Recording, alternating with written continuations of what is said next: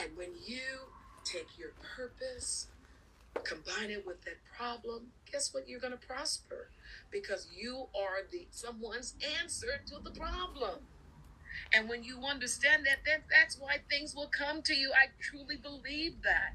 You are put in here to make an impact, to make an impression, to leave a legacy, to your fee for living on earth is to give your talents and your gifts. That's your fee for living on earth. And when you're clear about that, wow. I was just gonna say, you make me feel so good, and the people who are watching this, I think it's gonna be a treat because you have motivation in almost everything you say. That's amazing. Okay, coming back to body language, right? So you mentioned about 43 muscles on your face, which are used in making many expressions. Tell me something which I can use in day-to-day life, to understand the intention of the person I'm going to talk. Maybe it's somebody new whose baseline I don't know yet. I'm meeting them for the first time. How do I use my knowledge of body language to understand what kind of person it is, he is or she is? And yeah. Okay, so one of the things you want to do when you meet someone, it's not about you, it's about them. So for those of you that are out there networking and you're thinking, well, and nowadays I want to give them my digital information because now we got digital business cards now. And there are a few people that are still giving the beautiful business cards, but you're so busy wanting to network, but you have. When you make it about the person, you will notice a transformation begin to take place. Because when someone meets you for the very first time and you do the same thing, the brain is thinking and looking at you and wondering, is this person friend or foe? Because they have to know how to protect themselves. So once you start connecting and building rapport, why is rapport important? Because it allows them to relax and not have that shield up.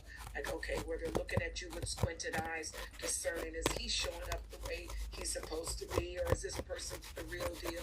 When they're relaxed and feeling good.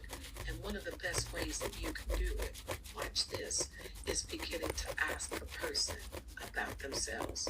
Who they are, what they like to do, their dreams, their desires, and what their goals are. And people love talking about themselves or things that are important to them. Now I'm comfortable doing that. Then you begin to continue the line of questioning, and then you may ask a pretty tough question, a tough question that may make them uncomfortable. It is just in that instance that you can see a shift in their body language. So one of the key things I tell everyone, number one, build rapport, create a connection, right? And be observant. Watch the face and also the hands and anything below the waist. The face, the hands, and below the waist. Because quite often our feet and our legs, they don't lie, they're pointed in the direction that we want to go. So if you're in a networking circle and things are getting a little tense and you want to get out of that circle, you will notice that your upper carriage, you will be looking at the person, but your body, look at you, Ajay, will start to turn because you're wanting to exit. And your body is turning towards the direction of the feet, and the feet are probably pointed towards the door or whatever the opening is in the circle. So my key and my key for you, this gives us a golden key for those of you that are out there listening and watching. Here's your golden key. Be 100% present in their presence. So that when you're looking at their face and you're asking them a question, so I did this with one of my friends. She was telling me that she was over the guy that she was dating. And Ajay, she tells us to the girls, tells us to us all the time, I'm done. And we'd never believe her because she would say the words, but her nonverbal, she was still with the guy. And then one day she started dating someone else. And she said to everyone, I'm over him. I still didn't believe it, even though she was dating someone else. And here's what I said to her. Now watch, because I knew a little something about the guy that she's dating. And I'm going to change his name. Okay, I'm just going to use another name. And I said, you know what? And look at my head. I'm looking right at her nodding. It's a good thing that you're over him. It's a good thing. So I'm giving her affirmation. See, sometimes we don't give facial confirmation or nonverbal confirmation. Sometimes people just step there and listen to you like this, and they're not giving you any validation. And I said, eyes open. I did a little eyebrow flash. Good for you, meaning I'm surprised. Good for you. that you're over him. That's good for you. And this is what I said, which was the kicker. And I said, it's a good thing because Kevin has moved on too. And she froze. Yeah, my name's Tommy Mello. I own a company called A1 Garage Door Service, pretty big home service company. What I can tell you about Jeannie. Now, if she was over him, she could have done something like this. Well, good for him. Good for him. Good luck to the next woman. But why did she freeze? Because at that moment, the fear of losing him to someone else for good, at that moment, and I knew she wasn't over him. I knew it. Because she started asking a bunch of questions. So why is this important? Because I was 100% present in her presence. I was watching her body languages. I was watching her hand gestures. I was watching her tilt a little head. I'm done, and I found someone else, and I love him. But well, here's the thing. She's saying, I found someone else, and I love him, and the head shaking no. So Tell me about the hand gestures. Tell me about the hand gestures. How can I lie with using my hands? How can you do what with your hands? Lie or telling the truth? How do you know? Okay, so one of the things is that, when you learn nonverbal communication and you begin to master it, I tell folks all the time, and I think many of my mentors will say the same thing. Your brain's not going to lie. The amygdala's not going to lie, so its job is to tell the truth, and what we try to do is override it. So your hands are very important. Exposing the palms of your hands is very important. And studies have shown people who are being truthful, and just remember now, I'll talk to you about con artists, but people who are being truthful and they're expressing themselves, or being authentic, if you will, are sharing information that they believe to be true. The palms will be exposed. It is very challenging or difficult unless you are, psychopath, sociopath, to be deceptive or lie for extended period of time without exposing the palms. Why is it no matter where you are around the world, if I walked into the room and accused you, Ajay, did you take my cookie? I didn't do it, Linda. I didn't do it. Why would your hands go up? Your hands don't go like this. I didn't do it. But the hands, you did, because you think you're hiding the imaginary cookie that's gone that you already ate now. But when we accuse people of things, we do this automatically, right? When a police officer stops you, pretty much around the world, they want to see your hands. Yeah. Because the hands also indicate what your intent is. So a person who's being deceptive, they are thinking of the story as they go along. And quite often, they don't use that many gestures because they have to focus on the story. All right? So quite often, they're still. And just a little secret for you, if you don't believe someone and you're thinking, when you begin to ask them questions to go into detail about the situation, they can't give you the answer. And that's when they get a little uneasy. And another thing, they cannot tell the story backwards. So one of the things, so I'm trained in analytical interviewing, I think, which is a nice word for interrogation. So I'm certified in analytical interviewing. And one of the things that if I'm talking to a witness or suspect or just interviewing someone, I'll begin to ask them a series of questions. And I can tell if they're stretching the truth a little bit, or if they're not being truthful, and they're giving me the information, and they're thinking very fast, and they're speaking very fast because they're trying to get the information out as they're thinking, get it all out.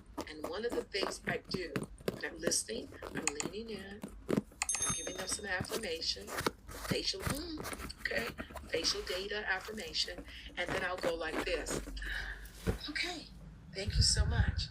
Now I'm exhaling for a reason, because when I exhale, if they're not being truthful, Ajay, what do you think they're going to do?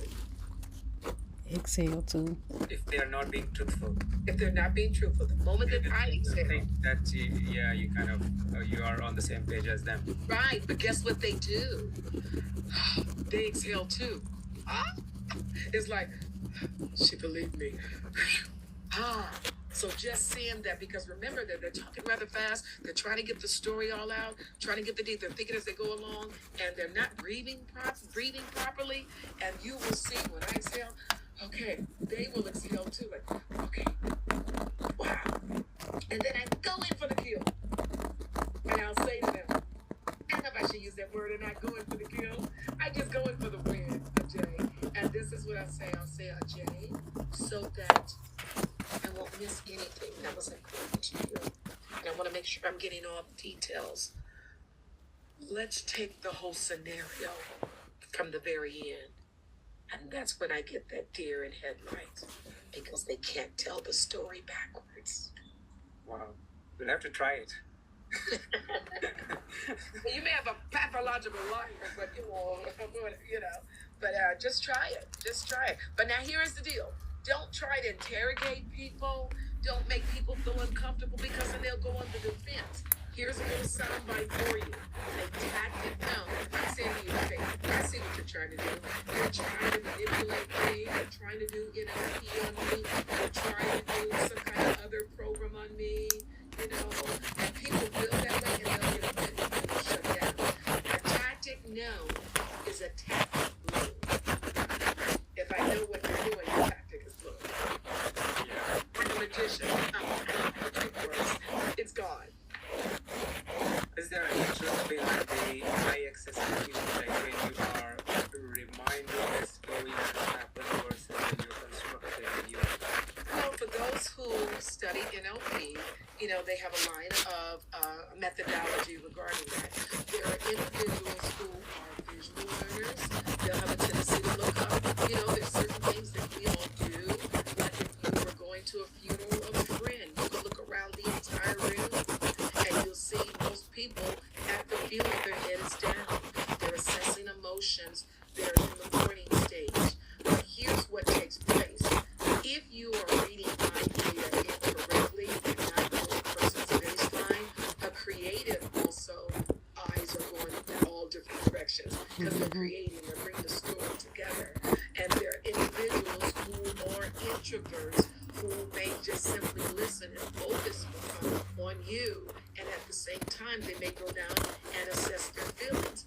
Auditories may look from side to side. So it's knowing the individual, if you will. Because there's no one code for everything. It's getting to know that individual. Because you may not know, there could be maybe perhaps psychological or brain damage. You may not, and so their eyes, or they can have other afflictions that their eyes may be doing different things, or they can simply be nervous. So we want to make sure that you get to know that person. But for those who study that, they have had that kind of training. But in my practice, it's knowing a person's baseline. It tells me. Yes. Okay. So moving on to the public speaking side of body language, and you might have heard about the fake it till you make it. There's a massive speech by Amy Cuddy also on TED, right? What's the truth in it? Does it really work? Who did you say did the speech? Who did you tell? Amy Cuddy. Oh, Amy Cuddy, who did the power poses. Right. Famous TED Talk on power. So my thoughts on that, and I love quotes. That fake it till you make it quote was a quote by the late Mary Kay Ash. And Mary Kay Ash is the founder of the Mary Kay cosmetic giant line. And so here is the thing, my thought, and I love Amy Cuddy, and I love my fellow experts and my friends that are out there. This is what my grandmother would say, So when you tell your grandmother, you say, fake it till you make it, okay? That means act as is. So, my grandmother would say, act the way you want to be, and soon you'll be the way you act. Because if I was to say to my late grandmother, fake it till you make it, my granny would say this, honey, the fake will fade, because the true you will eventually come out. And she would say, what doesn't come out in the dark will be revealed in the light, and you will only sustain the fake so long. So my granny would say, act the way you want to be. So if you are acting or feeling successful, find things to validate that. What I mean by that is, look, man, I'm very good at cooking, or I'm very good at figuring out numbers, or I'm very good at computer programming, I'm very good at this. So I'm Repurposing the successful with bag. that. So that gives me a mindset. So I'm going to take that little bit that I'm successful in, and I'm going to hold on to that and hold on to that. So I'm thinking, if I'm I'm making a successful, video. imagine if I challenge this. So rather than fake it, I don't have to fake it. There was something that I know that I'm successful. So I have a different thought process on that. And it's okay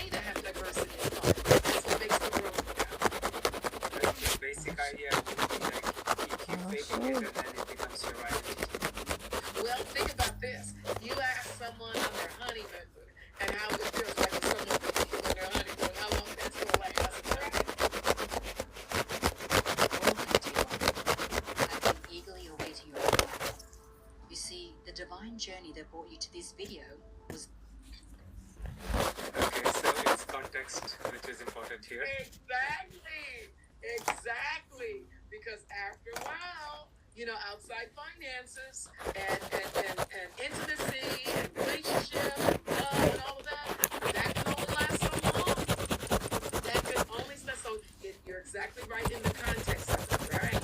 You don't want your doctor faking a procedure.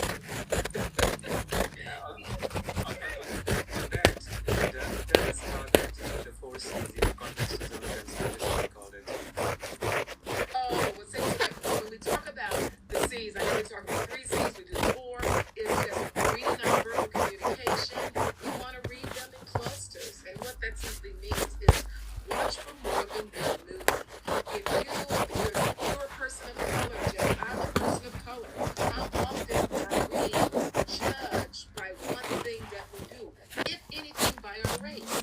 We can be judged from that. So if I walked into a room or walked into a store, watch what happens. You're for example, at a little boutique store, and I come in and I walk in there and I go and I pick up a couple things. I pick up a couple things, move them around, and I may not be dressed a certain way. Then you may judge me, or someone may judge me and says, oh my gosh, I think she's stealing. I think she's trying to do something here. But the next thing you know, I go behind the counter.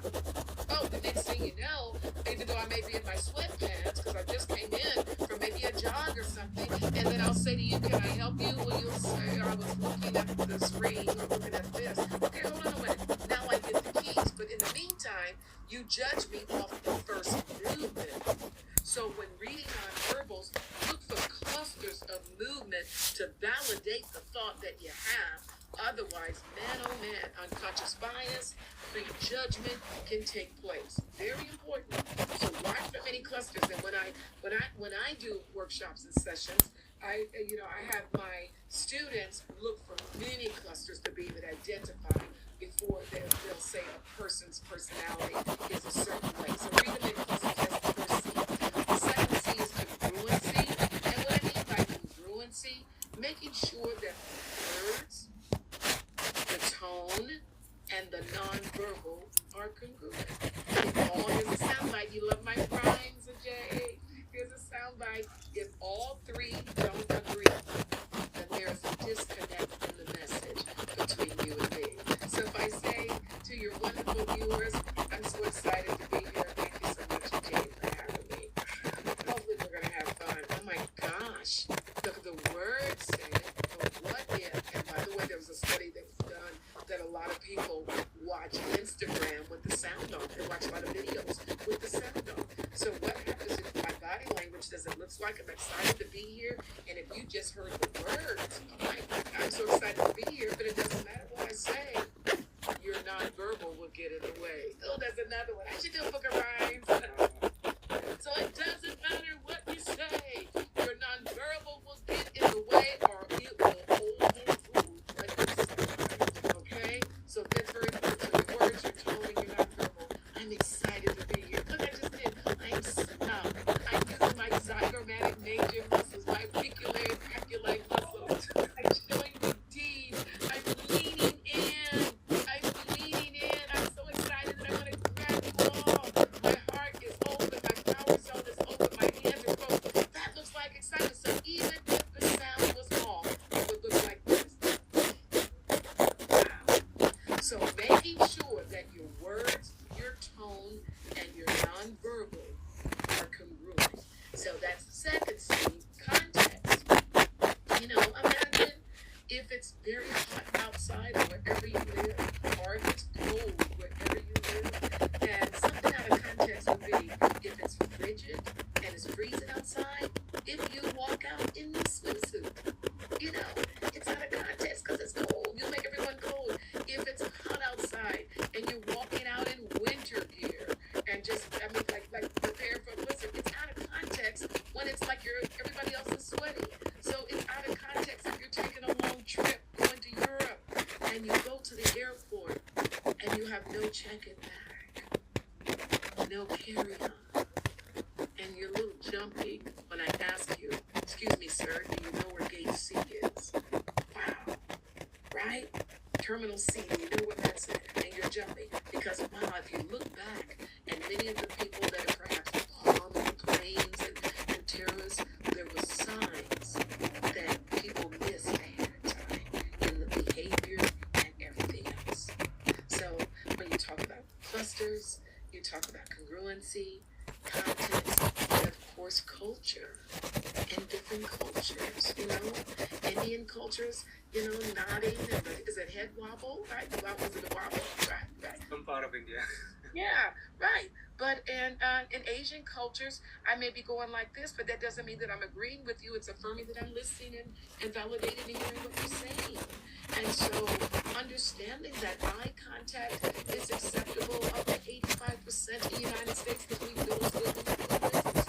In other cultures, it could be deemed disrespectful, direct eye contact. Whereas in Asian cultures, they look at the supersternal notch here rather than the direct eye contact.